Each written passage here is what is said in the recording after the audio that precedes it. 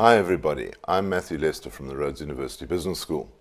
This is a presentation following on from the 2012-2013 National Budget Speech, which was given by Pravin Gordhan to Parliament on the 22nd of February 2012. It's changed investment as far as we know it. So I've put together a presentation entitled 10 Lessons in Financial Planning for 2012-13. These are the things you've got to watch out for in wealth creation over the next year or two. We thought that the budget was going to be all about the economic crisis in Greece and Europe. It wasn't. There were a lot of other things at stake. And particularly, one needs to talk about growth rates. You will remember that in 2009, growth rates fell off. And at that stage, we were under the administration of Thabo Mbeki. Well, we got to May 2009 and everything changed. Mbeki disappeared and Zuma took over. And in a terrific move, he followed good sense and appointed South Africa's top finance man from SARS International Treasury, Pravin Gordhan. Growth rates then recovered and through 2010 stayed around about the 3 to 4% mark. That was very comforting. The problem at the moment, though, is that growth rates have fallen away again. And the big question's got to be, what will growth rates be in the next couple of years? Because we've had the global credit crunch in red, and then we've had a year or 18 months of good recovery. Where do we go from here? Because last year in 2011, they set a growth rate forecast of 3.2%, but it had to be downgraded because the first quarter worked fine, but then the second quarter we went down below 2% and have stayed there ever since. So now they've downgraded it in October last year to 3%, and we've got to say, well, where are we going to go in the future? Jill Marcus, the head of the Reserve Bank, 3 weeks ago predicted that there would be a 2.8% growth rate for 2012. The IMF went and predicted it at 2.5%. And in the National Budget Speech, Pravin Gordhan said, I'll split the difference and I'll predict 2.7% for 2012-13. They are, however, hoping that growth rates of 4.2% will return by 2014. What's all the fuss about? Well, growth rates are what determine deficits. And if one looks at last year's National Budget Speech, one sees a very clearly defined pattern that we're not going to increase deficits for fear of an economic downgrade and an increase in interest rates. So those figures sat for 6 months last year, and in October last year were slightly downgraded. And at that point in time, there was no cause for alarm. Well, the encouraging thing in budget 2012-13 is that they have firmed up on these forecasts, and they've said they are achievable. We're just going to delay them a little bit. And what we're going to get is a deficit to GDP ratio of 4.2%, going up a little bit to 4.6%, then staying there for a while, and only in 2014 will the deficit to GDP ratio go below 3.9%, and in 2015 down to 3.1%. You see all the way that Pravin Gordhan is very, very concerned about growth rates. Why? Growth rates are critically important because if the growth rate goes down, tax receipts fall. Then the national deficit goes up, and that leads to a downgrade by the international rating agencies. The result of a downgrade is that the interest rate will increase. And that's the one thing South Africa cannot afford, a higher cost of borrowing. That will just cause economic chaos. What they're trying to do at the moment is say we've had the repo rate at 9% for a year now. We want to keep that there. We do not want to increase interest rates. So, with South Africa's debt to GDP ratio far below Greece, Italy and Japan, we're sitting at 37 going up to 45% over the next year. That's great, but they want to keep that there. And they want to keep that there by not borrowing and not having higher interest rates. So investment lesson 1 in this series is you can expect that interest rates will remain low in the new South Africa. They have to, otherwise there'll be an economic disaster. South Africa cannot afford to allow interest rates to increase. Gone are the days of living at 10% plus returns secured in a bank account. And one has to take that into account with 6% inflation and realize that if you leave money in a bank account, it is simply rotting away. After tax, it will be even worse. More about that later. The shortfall in the national budget was caused by the VAT position turning against Pravin Gordhan during 2011. In October 2011, it was forecast to be 13 billion rand short for the current year. Well, when one came to the actuals for 2012, a lot of that came true. VAT collections were 10 billion short on budget. Personal tax collections came only slightly short, about 1% short on their budget. And then there's a little bit of a problem with transfer duty because nobody's interested in the residential property market at the moment. More about that later. Fortunately, the situation has been recovered by corporate tax collections being above budget. And that sort of squared it off together with a little bit of help from the smokers and even a little bit of carbon tax as South Africa has bought more and more cars over the last year. But what you see in the total scheme of things is that we have a position with only 4 billion short in tax collections out of a budget of 742 billion rand for the year. Personal tax collections were flat, corporate up, and VAT down. All of it more or less making a perfect balancing act. But the problem remains that there is too much tax emphasis on the individual taxpayer. The individual taxpayer paying 34% of the total at the moment. And corporate tax collections have fallen off to 21%, VAT making up the majority of the difference. That's one of the things that the Minister was out to correct in last week's budget. Because what he said was, I want more from companies next year as economic conditions should improve.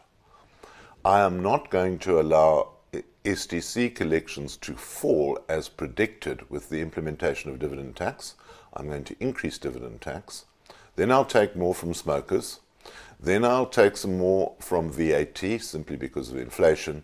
And then the individual taxpayer is again going to have to pick up quite a lot of the load. So you have three big taxes in South Africa. That's your individual's tax, steady, VAT recovering, companies falling. And that's what the Minister of Finance is wanting to reverse. The other taxes are more or less insignificant. When one looks at who pays the tax, there are only 4 million taxpayers in South Africa out of a population of 50 million. And of those 4 million, 19% live below tax threshold and don't pay any tax at all. Then 25% of the taxpayers live in the category 60,000 to 120,000. They only pay 4% of the tax. The majority of the tax is paid by the middle class, that's 120,000 to 400,000, and then only 378,000 people, according to the SARS statistics, are over the super tax rate, and they pay 54% of South Africa's tax. What does that mean? It means that if you are wealthy, you are tax targeted. Company tax collections versus individual tax collections reflect that personal tax has gone up virtually every year for the last 10 years, while corporate tax collections have been somewhat falling away. And this is something that one has to take into account. They've got to get more from companies. On the tax tables, what's happening in the budget every year is that we get an announcement of a reduction in the individual's tax take. Please don't take that announcement in Parliament too seriously. That's just the effect of inflation in the budget. It doesn't mean that you've got a big benefit. We saw just a moment ago that 32 billion rand extra will come from the individual taxpayer this year. Yes, they will adjust the tax brackets. They push up the lower limit, then adjust the middle, then push out super tax to 617,000 rands this year. Up the rebates and create two tax thresholds. So South Africans only pay tax from 63,000 rands upwards if they are under 65, 99,000 in the category 65 to 75, and over 75 you get 110,000 rands tax-free a year. So there's your new table, but what does it mean? Take into account the other changes. This year there'll be the change on the medical credit system from the old tax-free medical aid subsidy to be replaced by a rebate of 230 Rand for the first two members and subsequent members 154 Rand. Additional expenditure will qualify for a tax deduction, but that tax deduction in value will be limited to 25%. And over 65s are exempt from this regime. They stay the same until 2014, when they again will join in. The interest exemption, which has been so popular over many years, has not been adjusted during 2013. Why? Well, they say, why should interest only qualify for the investment exemption? What they're planning to do is to say, leave it unchanged, and then by 2014, bring in a new system whereby every taxpayer will get an annual exemption of 30,000 Rand. But this will cover all types of income, dividends, capital, etc., up to a maximum of 500,000 Rands in a lifetime. So there no longer will be that distinction to encourage you and force you towards producing interest income. There will be tax-preferred saving schemes by April 2014, but we haven't heard anything about them yet. Lesson 2. Tax rates are increasing. There's simply no point in producing more and more income. It just creates more and more tax. One has to look at tax rates and say, where are the opportunities? Now, the following slide is critically important. It shows a change in emphasis in the taxation of South Africans, whether they're companies, trusts, or individuals. These rates have remained substantially unchanged for many years, but this year there is a substantial change. First of all comes in dividend tax. This will arrive on the 1st of April to replace STC, but it will be imposed at the rate of 15% instead of the initial 10% that was expected. What this does is it pushes up the effective tax rate on dividends from 7.2% of 100 Rand to 9.39. That's not the be-all and end-all at this stage. The inherent rate still on corporate earnings is 37.39%, which is below the individual's tax rate of 40%. Lesson 2. Dividends tax has increased, yes, but the extra 5% makes very little difference in the general scheme of things, because the dividend yield is only a return of about 3%. So we're talking about 5% on 3%, which is not a lot of difference. Remember, dividends tax is less than 3% of total tax collections in South Africa. It's not the big area where government seeks to make money. There is no reason to shy away from equities simply because of an increase in dividends tax. But the game then continues. After imposing dividends tax, they have then gone further. And they've said what we need to do now is increase the inclusion rates for capital gains tax that have been there for 10 years. So the company inclusion rate will increase from 50% to 66.7%, and the individual's rate will increase from 25% to 33.3%. But remember, the tax rate's got to be applied to that first, and what that means is that corporate CGT rates will go to up to 18.67%, and individuals' inclusion rates will result in a maximum CGT rate on the individual of 13.3%.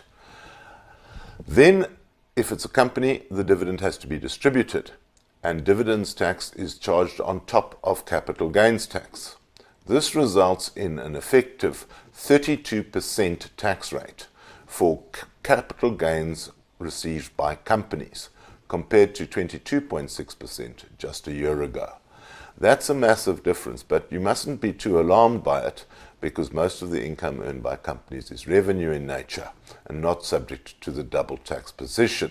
So that really doesn't affect us too much, other than if you want to be clever and try and hold all your investments through investment holding companies, because then you're exposing yourself to a 32% capital tax rate combined, CGT and dividend tax, versus a maximum 13.33% if you are an individual taxpayer. Then they carry on. The trust inclusion rate for capital gains tax has also been increased from 50% to 66%, resulting in an effective tax rate on where the trust is taxed at 26.7%. compared again to the 13.3%, i.e. the trust rate is double. Yes, there are ways around this, but they should not be even tried without professional consultation. This leads to an increase in the cost of running trusts, and for many South Africans, trusts simply are not worth it. There is also a 30,000 Rand annual exemption on the capital gains of the individual. That's been pushed up from 20,000. Trusts and companies don't get that. What does all of this mean? It means that the old games of arbitraging, using companies to get a lower tax rate than individuals, well, that difference now has changed enormously. The difference between the company tax rate on capital income versus revenue income is now only 5.39%. And this makes a mockery of the old cases where we used to go and contest these gains and spend millions on legal fees in cases like CSARS versus Founders Hill. These cases simply won't get fought because the arbitrage is so small. There will also be a question of preference shares having a limited history. With dividends tax coming in and the STC credit disappearing over the next 3 years, then one sees that there won't be that many preference shares still in the market. Arbitraging between taxing income in a company versus taxing it in your own name is now down to 2.6%. If one takes the cost of running a company into account, that makes it a bit of a futile exercise. Then, on capital income, trusts will pay 19% more income than in the individual's name. And also one must notice that when investing in equities, we are looking for capital gains. We don't want capital gains in companies. And then the arbitrage between the individual tax, the corporate income, the arbitrage between corporate and retirement income is a staggering 37%. And in the case of capital income between company and retirement fund, the tax rate arbitrage is 32%. This identifies retirement funds as being the ideal tax-efficient vehicle to work on in the future. Then we also finally see the arbitrage between trust income and individual income being 13.33%.